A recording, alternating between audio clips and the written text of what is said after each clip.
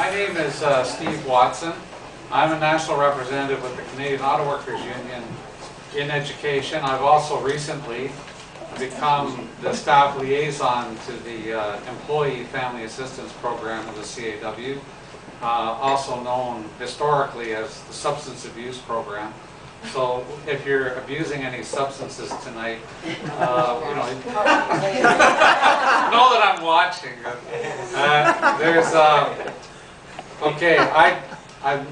I'm introducing Amanda, who's a lifelong friend I just met 5 minutes ago, and I get emails from the OHC almost every day, and I don't have a chance to read every single one of them. But I really took note of this because when I saw this event about coalitions, and about a book being written on coalitions, I was very interested in this because I've been asked occasionally to write about things in this, and that's because what I do is I write stuff for the CAW. One of the things I was asked to write on once was like, why coalitions? And I really thought about that. And it ended up that I thought mostly about the OHC when I was thinking about that. And that's what Amanda found was in her international travels. As soon as she came to Canada, she was directed towards the Ontario Health Coalition because there are many coalitions, and then there's the OHC that stands out amongst those coalitions as a coalition with a real mass base, a real capacity to mobilize. I'm going to save some of those comments a little bit later for when I introduce Natalie. But I just want to give a little bit of background to Amanda. And she spans both sides of the union community spectrum, is equally versed with both. She's been both a community and union organizer. She started out in the union movement as president of the National Union of Students in Australia. Then she moved on to the active in the immigration movement and the movement to defend immigrants and refugees. Something I've been involved in personally as well, I think. So I mentioned that. Then she has also been an elected official to the Central Labour Council, which would be the equivalent of the OFL where she was. And she's been building the Sydney Alliance, a broad-based coalition.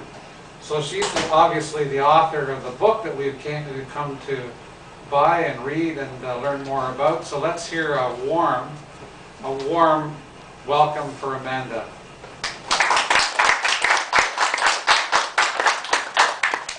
So thank you all for coming. I know it's an odd time of year, but as you'll see, I'm on a strict timetable to get back to Australia, and so we have me in the middle of summer rather than during term time or at an easier time to hold an event such as this. But I thought I'd start off by giving you a little bit of a picture about why a random union community organiser from Australia spent many years traipsing around the world, coming and spending a lot of time in Toronto and in regional Ontario, looking at labour community coalitions. So, as Steve said, I have been an organiser for a long time, and I was initially a community organiser and then in the union movement. And I made a decision to transition from social movements into the union movement because I was utterly committed to achieving broad-based social change. And in Australia, the union movement has, like in Canada, quite strong density. I mean, it's had its troubles, but quite strong density. It's a large movement. And I saw that if we were really serious about achieving wide-scale social change, that we needed the union movement to be an anchor, if you will, for that sort of movement for social change. So I came into the union movement very optimistic that we could work on issues beyond wages and conditions, as important as wages and conditions are, and also work in alliance with other organisations, that this could be the vehicle for this vision of a better world that I had. And I started off building coalitions in the union movement, and frankly, as an organiser, I found my experience of working in coalition was uneven at best. I had as many experiences that were frustrating and limited as they were powerful and exciting. One of them was soon after I started the union movement, the war in Iraq was heating up, and I became very active in trying to participate in what became the Walk Against the War coalition. And on paper, it seemed to me that it was, the most powerful of all coalitions. We had 60 organisations from left to right, strong institutions, looser collectives and collaborations, you name it, the organisation was part of this tremendous coalition. And in some ways, the coalition was fit for its purpose. It was able to stand for the voice of Sydney, and it did organise the largest demonstration in Australia's history. 500,000 people in the city of Sydney on the 16th of February. Sydney only has 4 million people in it, so 1/8 of the population turned out downtown. It's not all bad. But the limits of this breadth were overwhelming to me. We could agree on very little because there was so much diversity in the room. Indeed, the only thing we could agree on was that we should have more rallies. So we sort of continued to have demonstrations as participation slowly waned over time as the issue fell off the front page of the media. And that experience, it stays with me today, but it was an important one in terms of, it took away some of the scales in front of my eyes about how to build coalitions, and that every coalition isn't always powerful.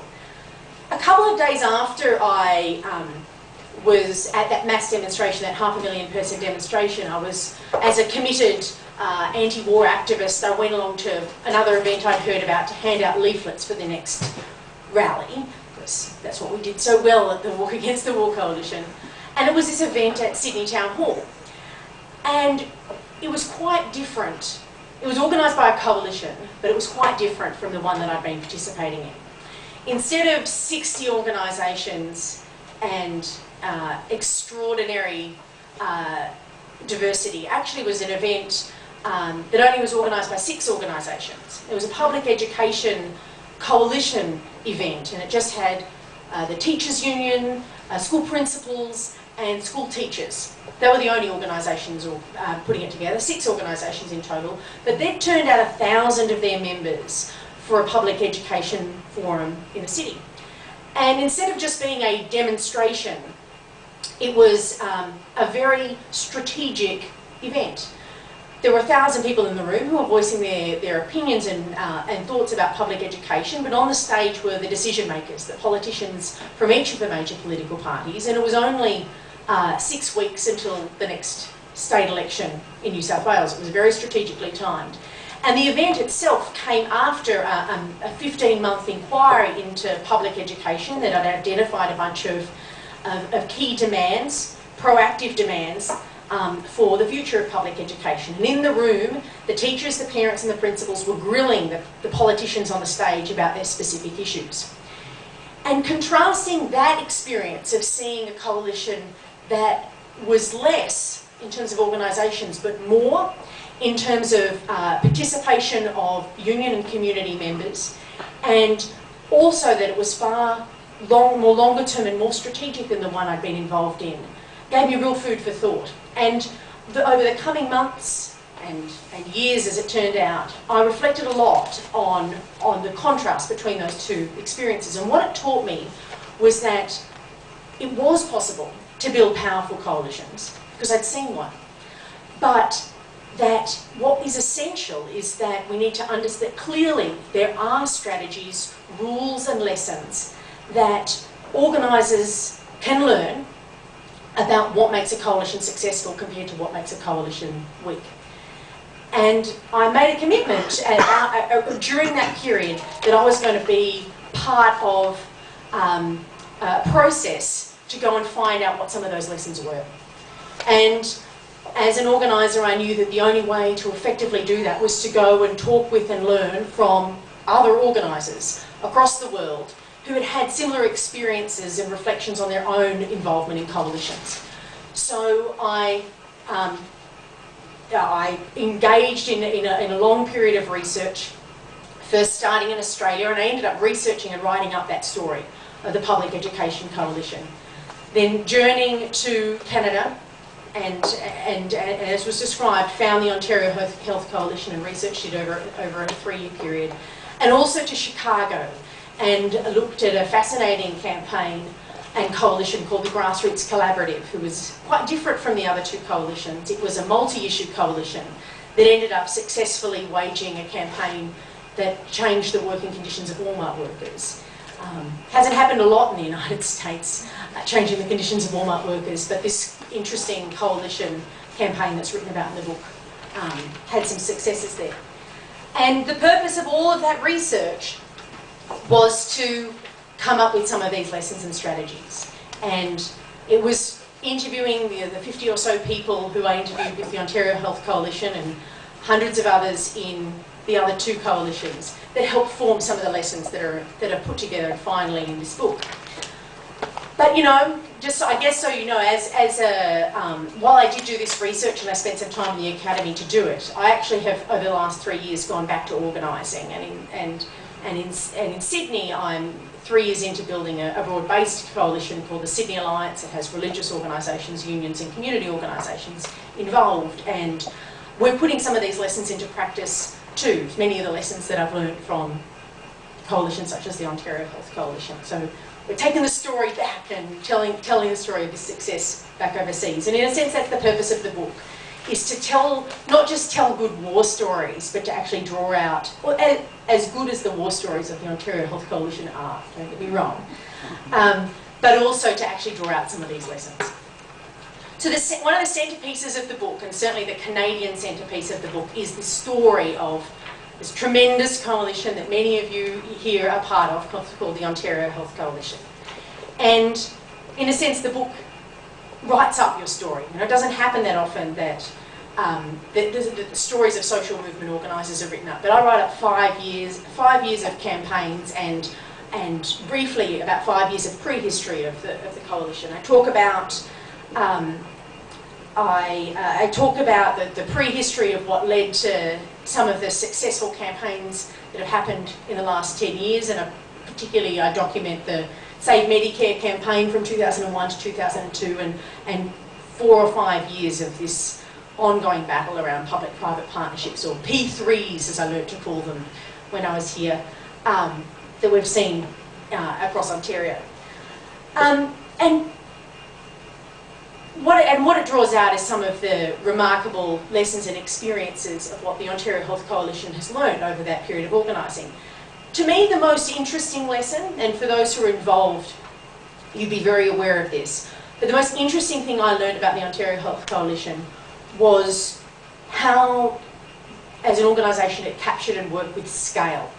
And when I use the word scale, I mean it's a geographic term, and it means most simply the local scale, the state scale, so the provincial scale, the national scale. But and so it's a way of understanding the landscape in which we organise. But the most fascinating thing about the Ontario Health Coalition is presented with the challenge of the vast geography of Ontario. You know, the sort of largest physical province you could imagine. The coalition was able to harness and work with that geography in such a successful way to create a multi-scale coalition.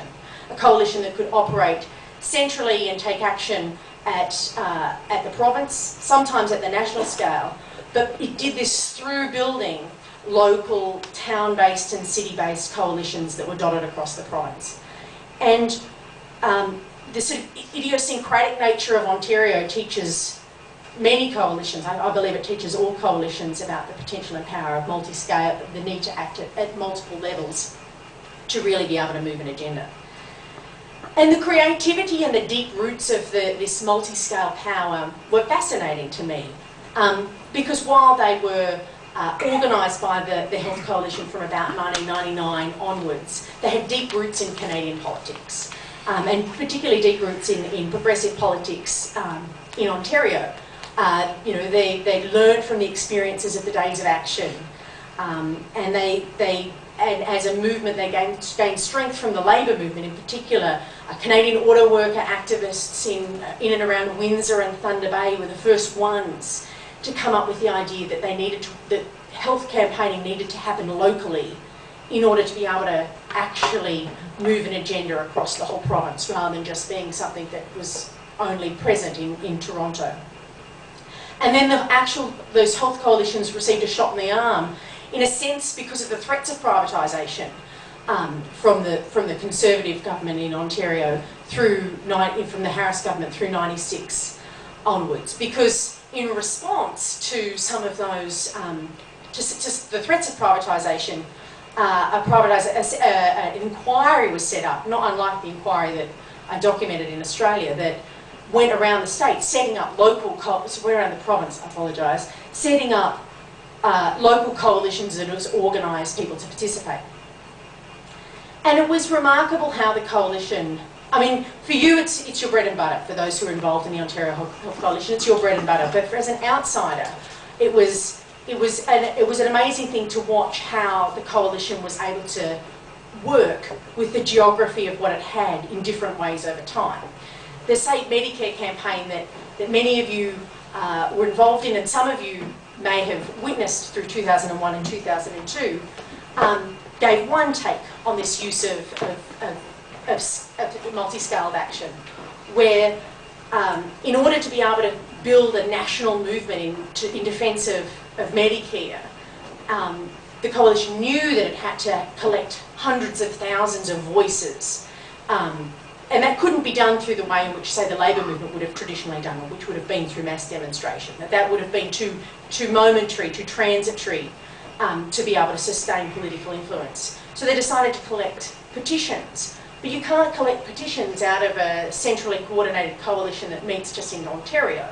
You have to be able to be located in a physical base and build a movement. So these local health coalitions were each supported by people such as Natalie and others who are working in the Ontario office to stage out a 4-month campaign of events dotted across the province, in Kingston, in Thunder Bay, in Niagara, all across the province, in Peterborough, where people would do local events and media, build a turnout campaign and collect these petitions. It was almost like applying the lessons of electoral politics to community campaigning. It was an incredibly new way to campaign. It was an incredibly healthy way to campaign. It taught the Labor movement a different way to campaign. It was the kind of power that this multi-scale coalition could do. And its effect was to stop Medicare, to stop Medicare being cut, to save Medicare. And it was a beautiful campaign because it was built, it was designed for across Ontario. It was executed, and the idiosyncrasies were made specific for each of the local towns, because those groups were the ones who were in charge. And that it ended up pushing out nationally as other health coalitions in other provinces saw it and thought that this was the way that they could help participate in the campaign as well. It acted at multiple scales because it was capable of building a mass-based movement. But then the coalition was versatile enough to shift gear, and for some of you, you remember the Brampton hospital privatisation. And the coalition was able to, when that threat emerged, to zoom in to Brampton and to hold with it and work with a local health coalition there and have events and activities that were focused in on that specific coalition. But then zoom out to across the province to run events and tours and activity that were able to build awareness around the issue of privatisation. And the coalition became experts, as you would know, in raising awareness. It started off with the tour of Mort Barlow, and then extended to touring around Trojan horses. You know, there was sort of incredible imagination that came with being able to move an agenda across the province. And then later, the coalition, again working on public-private partnerships, zoomed in with a plebiscite strategy, working again locally to move to target individual threats of privatisation. But in that instance, the idea was to galvanise the community in support of public hospitals. And it was, so each time, because the coalition was working at two levels, it was able to be so imaginative with how it was able to campaign across this geography. And I guess the thing I wanted to pass on to you is that that idea of multi-scale coalitions, which I also saw to an extent in Australia, was less sophisticated and less well sustained, has become a lesson that I not only talk about when I'm talking about coalitions, but actually has become practice. And there's a little, you may have heard about the Your Rights at Work campaign in Australia. It was a few years ago, but it was a very, very significant campaign where the union movement was under attack and workplace reform was under attack, and unions decided that they would come together and instead of just reacting to that legislation, they'd build a community campaign called Your Rights at Work to move a proactive agenda for better workplace rights in the community. And it was very successful. It was part and parcel of a change in government that led to the reclaiming of better industrial relations reform, better industrial relations regulations in the country. In 2005, it was working out what its strategy was going to be, and I'd just been in Ontario for a couple of weeks, learning from a bunch of the activists. I travelled out to a couple of the different local coalitions, and I was finding out all about this local coalition strategy matched with a provincial strategy. And I got on the phone to Unions New South Wales, who were orchestrating this campaign, and explained to them how this multi-scaled strategy had worked, and the specific details that Natalie and the team had put together to make the local campaign groups work and be sustained. Within 6 months, that idea was the key vehicle behind what sustained the Your Rights at Work campaign. By November of that year, we were training people in marginal electorates, marginal ridings, to build a base of local coalitions in those marginal ridings first across New South Wales, in seven areas across New South Wales, and then 22 across the country. And over the 2-year period, those local groups built. And in most of those seats, in the 7 that were active in New South Wales, there was a change in the representative, and therefore that was what changed the government. And to actually, the idea of multi-scaled coalitions and this kind of thing that we saw and learnt from I saw and learnt from the Ontario Health Coalition has already travelled and is part of a success story of a coalition in another country, in another context. And I guess that's one of the things that I found even though I was in 3 different countries that, you could classically argue there are some obvious differences between Canada, the United States and Australia. There was enough similarities in the economic context to be able to really focus in on the strategies about what makes coalitions work and what makes them limited. And that idea of multi-scale power was one of the key lessons that I was able to draw out and becomes a key element of the book. There were 2 other lessons that I just wanted to draw out that were important. I guess just as a parting sort of food for thought back to you guys in terms of as coalition organisers or as researchers on coalitions, these were some of the key findings that I had. One of them was the need for a more sophisticated understanding of coalition success than the idea of just winning policy victories. As important as it is for us to win changes like saving Medicare or stopping particular onslaughts, I found that that classic idea that you're a successful coalition if you achieve a piece of social change it may be adequate, but it's absolutely not sufficient to understanding what a successful coalition actually looks like. I found that individual victories are one thing, but we also need to understand and appreciate the extent to which a coalition can shape the political climate that sits around it. And similarly, and in addition to that, you can't call a coalition particularly successful if it achieves social change victories, but it does that at the expense of the strength of the organisations who are participating within it. So therefore it's important for successful coalitions to actually sustain the relationships between organisations and develop new leadership in those participating organisations. So the engine room of these civil society organisations that happen to come together in coalitions can fight another day, and that strong coalitions propel organisations to be able to fight another day rather than just win on an individual battle. And that's what And in the book, that's what I found that the Health Coalition had in spades. Because even though it's been a difficult time under the McGuinty government, and it seems like it goes on and on, I couldn't believe it when I came back here and that he was still in power. It's like, wow, that's pretty depressing. But even though it's been a long time, that we've had, you know, that you've had in this public-private partnership agenda in Canada, and I'm sure at some times it's been a really difficult struggle to be still fighting that battle. What is remarkable about the Health Coalition is the fact that it's been able to sustain relationships between a diverse number of organisations. That's not always easy. It's not always easy to keep a mix of community organisations, regional, local organisations and labour unions at the table. No one would pretend that that is an easy battle to sustain over 14 years, but the Health Coalition has done that.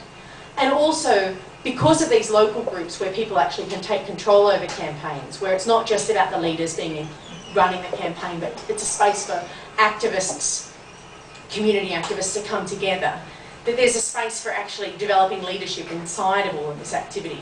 So there is this permanent base of a sustained movement of resistance that the Ontario Health Coalition has been able to cultivate, because it understands, you guys understand, that coalition success is not just about the individual victory, but it's about that broader understanding of power.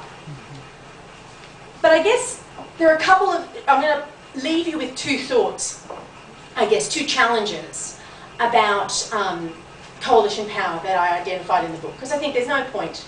You know, you guys are great, of course you're great, but you know, there's no point in me just singing your praises all the time. If I'm a good organiser, one should always be slightly agitational. And so allow me to step into that role, I guess. To me, one of the challenges that the OHC has is how to be able to campaign proactively on healthcare, as well as being able to say no to privatisation. And it is a real challenge. I understand, I mean, having done so many interviews, I really understand why the Health Coalition ends up campaigning for no privatisation, because you've got a diverse group of organisations. It's hard to build consensus, let alone momentum and escalated momentum around new ideas, especially when you're under attack and there's an onslaught. But I think that there is a challenge there to think through and think about how the coalition can be agenda setting, and processes that may assist, you know, to think through different ways in which the coalition can come up with proactive demands around healthcare, new wins around healthcare. So you're fighting on a different terrain. You're not just fighting on Dog McGuinty's turf, but you're working on your own frame and building a movement of positive change and reform for healthcare. I think that that is a challenge. I think it's hard, but I think that could be part of a consolidation of the coalition's power over time. And I guess the other challenge I have is, I think that there's a challenge for unions when they participate in coalitions, and quite specifically, and this is something I found across the case studies. And I know in the room, the union people who are here are probably the ones who know this, know this better than anyone. But too often I found, when unions participate in coalition, they tend to do so for instrumental reasons. You know, they bring in the community partners for that latest contract campaign or that hot dispute, and then the relationships fall away far too quickly. The coalitions are seen as an instrumental tool for union goals rather than a broader base for social change, and about building a broader movement for progressive social change. I quite conclusively found in the book that those coalitions, while helpful, do not in any way parallel or match the kind of power you can see when there are far more reciprocal and open relationships between unions and community organisations. That you're less than the sum of your parts when you're getting community organisations to do your bidding for you as a union, but when you're open enough to be able to build relationships that are reciprocal, to come up with demands and agendas and a vision that is informed by the mutual interests of different partners rather than just the interests of unions, that a whole different kind of power opens up. I mean, you kept seeing glimpses of this in the power of the Ontario Health Coalition when the unions decided to not do what they would traditionally do around Medicare and have another demonstration, but instead did a different kind of campaign. They were able to build a different kind of power and different kind of movement around healthcare. But I saw that repeatedly across the world. You know, in America, in Chicago, you know, the union movement struggles against being in the belly of the beast, but also struggles with an identity around business unionism. And in the study that I looked at, the UFCW, the food and commercial workers, were under attack because Walmart was coming into Chicago. And they were beaten down, and I briefly document the sort of abusive campaign that they were subject to. It was there was a lot of race politics in the campaign. It was a nasty campaign. They were in partnership with a community coalition called the Grassroots Collaborative. And because they were, in a sense, because they were desperate and troubled because of the pressure they were under, but also because there was, the collaborative was a very powerful space that had been built through strong relationships over a long period of time. It was a very creative space for new ideas. When the collaborative came up with a new way to approach dealing with Walmart, the UFCW was open to listening. Now the collaborative said we should come up with a policy ordinance around living wages that affects all retail, big box retail workers, union members and non-union members, Walmart workers and Costco workers, and you name it, they were part of it. Now in the United States, I'm not as clear about it up here, but in the United States, the idea that you'd ever do anything for free riders, you know, the people who are not union members, that you'd increase their wages is heretical talk. You know, unions never embrace that kind of practice in the United States, in my experience. But this union did. And by embracing something that wasn't just about itself, but it was about the whole of the Chicago community and the kind of workplace standards it was going to accept or not accept for workers in retail stores in Chicago, they were able to build a movement over 18 months that actually passed that ordinance. And so the truth is that the creativity that can come from an open relationship between union and labour is incredibly creative and rich space. And so part of the final key message of the book is to encourage unions to think differently about how they partner with organisations, because coalitions that are just simply a tool for unions is not much of a tool at all. But when there is this open dialogue between unions and civil society organisations, there's a richness and a power that can come from this space. So I just want to thank you all for being part of my journey in learning about coalitions, and it's been a real honour to document and write up the story of the Ontario Health Coalition and its many strengths and triumphs over the years. And it's always a pleasure to be able to come back even 3 years later and still see it moving ahead and moving forward. And I guess the other thing for you to know is, as people committed to social change, know that not only is the story written up now for others to learn from, but certainly as an organiser back in Australia, this idea of multi-scale power is a cornerstone of the strategy of the Sydney Alliance. So the strategies are living on as they live through the Your Right to Work campaign. They live on through a whole bunch of social change campaigns. Similarly in Chicago, where they didn't have a multi-scale coalition, they're talking about the idea of setting up local organisations. So there's a real legacy from the remarkable organising that you guys pioneered that is teaching others across the world about how to be more effective about social change. So thank you.